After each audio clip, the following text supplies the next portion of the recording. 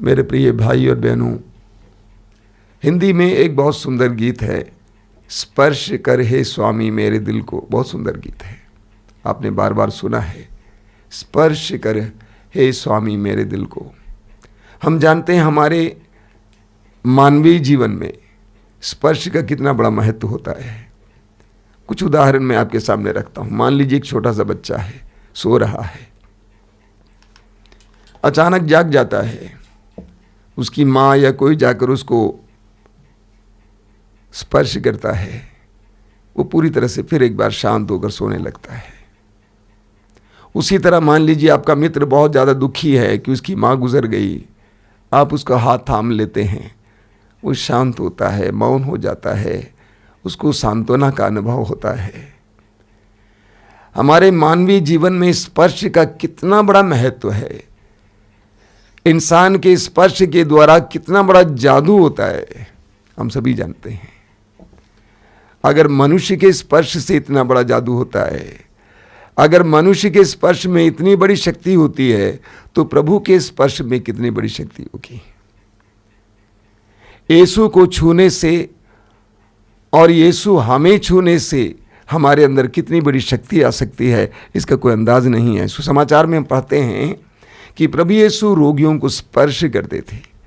मार्कुस के सुसमाचार के अध्याय 1 उसके वाक्य 40 से 42 तक हम पढ़ेंगे। एक कोढ़ी यीशु के पास आता है और कहता है, प्रभु यदि आप चाहें तो मुझे शुद्ध कर सकते हैं। वचन में लिखा हुआ है, प्रभु आगे बढ़े और उसको स्पर्श किए और कहा, मैं यही चाहता हूं तुम शुद्ध हो जाओ।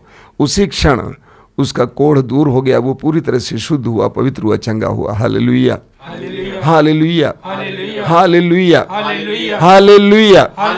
हालेलुया। यीशु के स्पर्श से वो कोढ़ी चंगा हो जाता है। उसी तरह हम पढ़ते हैं मत्ती के सुसमाचार के अध्याय 8 उसके वाक्य 15 में, प्रभु यीशु पेतरुस के घर गए हुए थे और उन्हें पता चला कि पेतरुस की सास बुखार से पीड़ित थी। वचन में लिखा हुआ है, प्रभु यीशु उसके करीब गए और उन्होंने उसके हाथ को स्पर्श किया और उसका बुखार जाता रहा। उन्होंने उसके हाथ को स्पर्श किया और उसका बुखार जाता रहा। यीशु के स्पर्श से बुखार जाता रहा। हालेलुया, हालेलुया, हालेलुया। मार्कुस के सुसमाचार के अध्याय 5 में प्रभु यीशु जायरुस के घर जाते हैं। जायरुस की बेटी मरी पड़ी थी।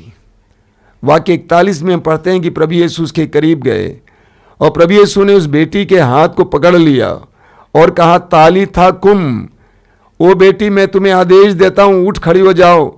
उसी वक्त वो लड़की चंगी हो जाती है, जीवित हो जाती है। बोलिए हालेलुया, हालेलुया।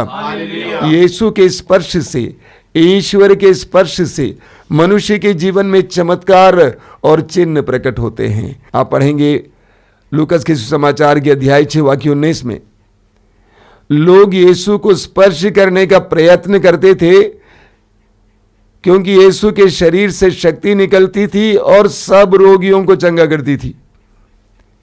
वचन में लिखा हुआ है कि लोग यीशु को स्पर्श करने का प्रयत्न करते थे क्योंकि उनके शरीर से शक्ति निकलती थी और सब रोगियों को चंगा करती थी।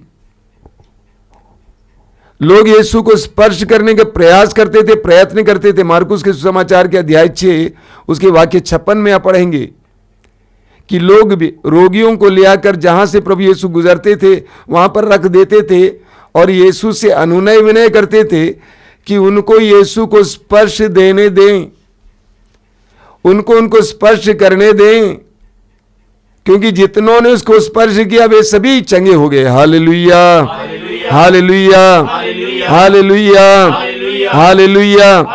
मार्कुस के सुसमाचार के अध्याय 3 उसके वाक्य 10 में हम पढ़ते हैं, रोगी उनके ऊपर गिरे पड़ते थे। रोगी उनके ऊपर गिरे पड़ते थे क्योंकि उनको स्पर्श करने से लोग चंगे हो जाते थे। Hallelujah, hallelujah, hallelujah. तो प्रभु यीशु ने रोगियों को स्पर्श किया, वे चंगे हुए। जितनों ने यीशु को स्पर्श किया वे चंगे हुए। यीशु के स्पर्श करने थे या यीशु को स्पर्श करने से एक मनुष्य के जीवन में क्या परिवर्तन आता है?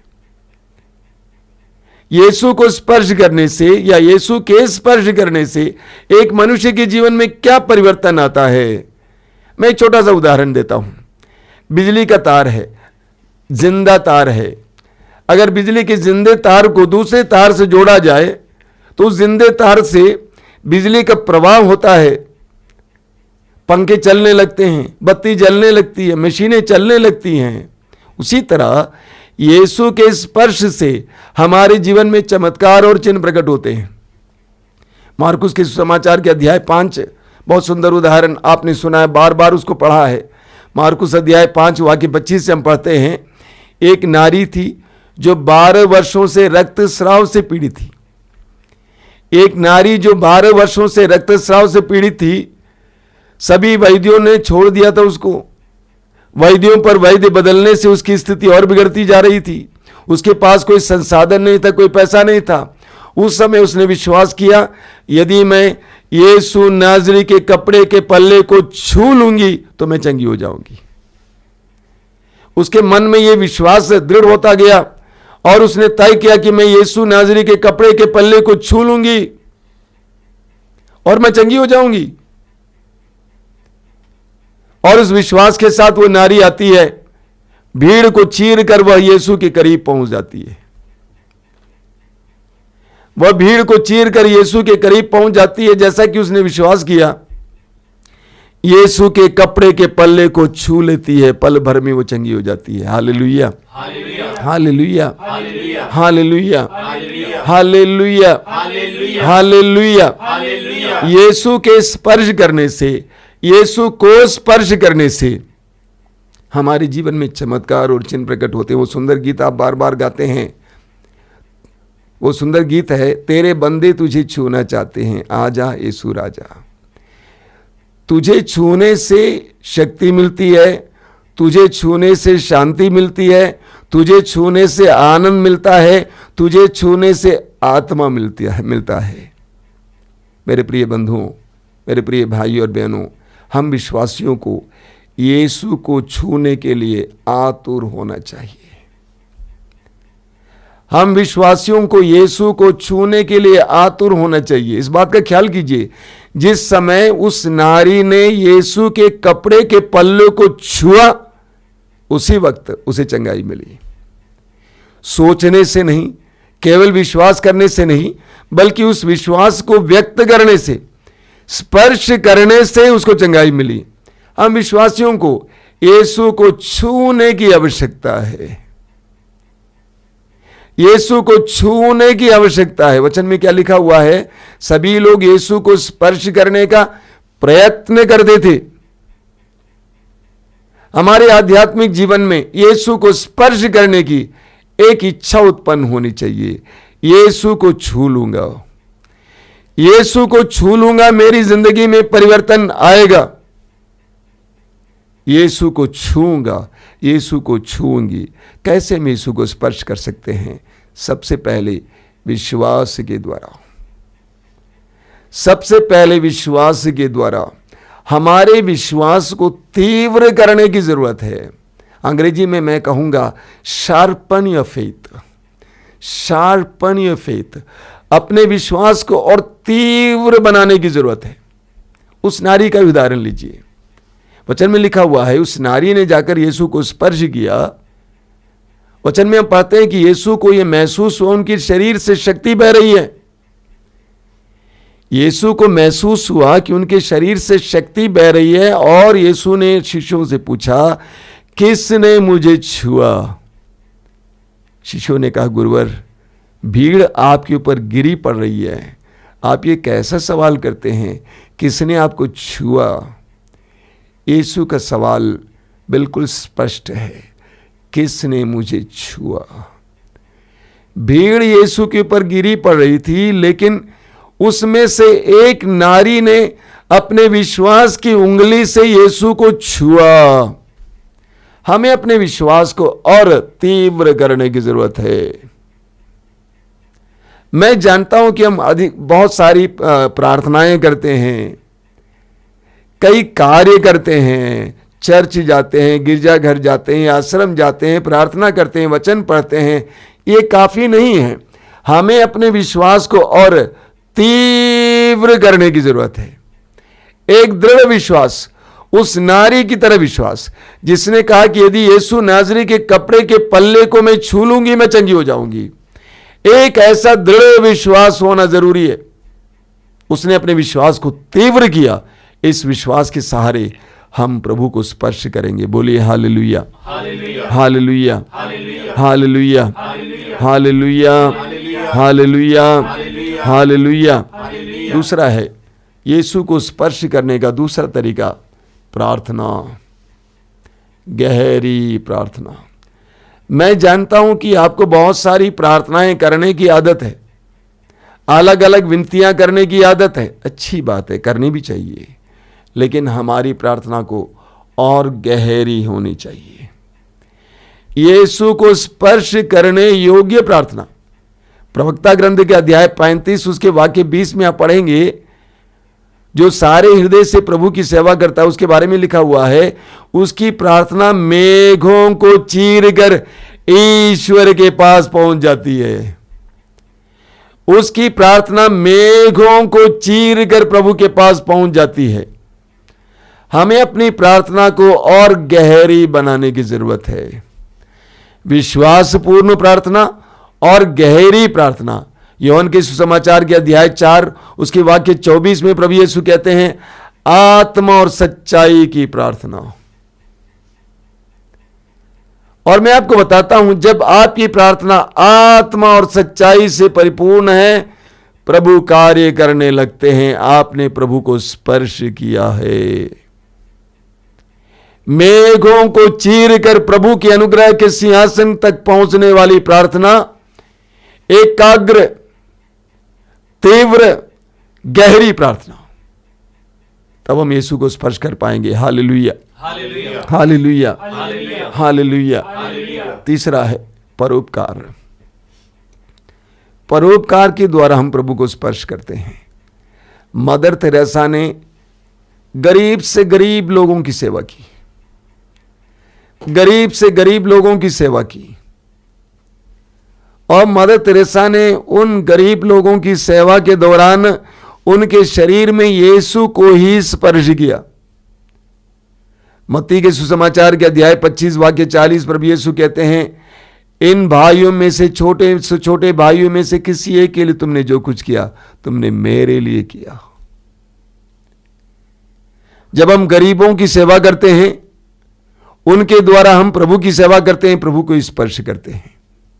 मेरे प्रिय भाई और बहनों, हमें अपने विश्वास को और मजबूत करने की जरूरत है। हमें अपनी प्रार्थनाओं को और गहरी करने की जरूरत है। दिमागी प्रार्थना, मुंह की प्रार्थना, पेट की प्रार्थना नहीं, बल्कि गहरी प्रार्थना। एक गहरी प्रार्थना जहां पर मेरा प्रभु से मिलन होता है। मत्ती के सुसमाचार के अध्याय 6 वाक्य 6 में प्रभु यीशु क्या कहते हैं, जब तुम प्रार्थना करते हो अपने कमरे में प्रवेश करो और एकांत में अपने पिता से बात करो, प्रार्थना करो। तुम्हारा पिता जो एकांत को भी देखता है, तुम्हारी प्रार्थना को सुनेगा, समझेगा, ग्रहण करेगा। हमें गहरी प्रार्थना, एकांत में प्रार्थना करने की जरूरत है। विश्वास के साथ प्रार्थना करने की जरूरत है। पूर्ण विश्वास के साथ प्रार्थना करना कि प्रभु ये कर रहे हैं। और विशेष करके आज की परिस्थिति में ऐसी प्रार्थना की आवश्यकता है। तो आज हमें यीशु को स्पर्श करने देना है और यीशु को स्पर्श करना है। जिस तरह सुसमाचार में हमने सुना कि लोग यीशु पर गिरे पड़ते थे यीशु को स्पर्श करने के लिए, लोग यीशु को स्पर्श करने का प्रयत्न करते थे क्योंकि उनके शरीर से शक्ति निकलती थी। उसी तरह हमें भी यीशु को, प्रभु को स्पर्श करने का प्रयास करना है। जिस तरह प्रभु यीशु ने लोगों को स्पर्श किया, उनके अंदर से हर प्रकार की बुराई मिट गई, उनके अंदर से हर प्रकार का रोग मिट गया। उसी तरह जब प्रभु हमें स्पर्श करेंगे, हमारे जीवन में परिवर्तन आएगा। प्रभु यीशु ने क्या कहा, मार्कुस के समाचार के अध्याय 5 में पढ़ेंगे और लूकास अध्याय 7 में उन नारियों से प्रभु ने क्या कहा, तुम्हारे विश्वास ने तुम्हें चंगा किया है, तुम्हारे विश्वास ने तुम्हारा उद्धार किया है।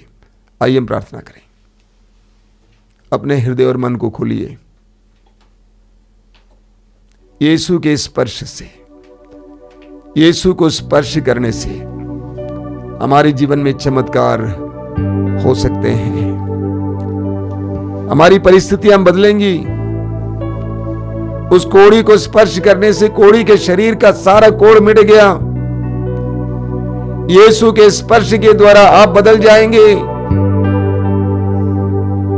खूंखार, अपराधी, धर्मांध पौलुस बदल गया। यीशु के स्पर्श के द्वारा हम बदल जाएंगे। यीशु को स्पर्श करने से हम बदल जाएंगे, परिस्थिति बदल जाएगी। आज हमें यीशु को स्पर्श करने की जरूरत है। हमारी प्रार्थनाओं को परिवर्तित करने की जरूरत है। रटने की प्रवृत्ति को बंद करना और प्रभु से मिलने की प्रवृत्ति के लिए मेहनत करने की जरूरत है।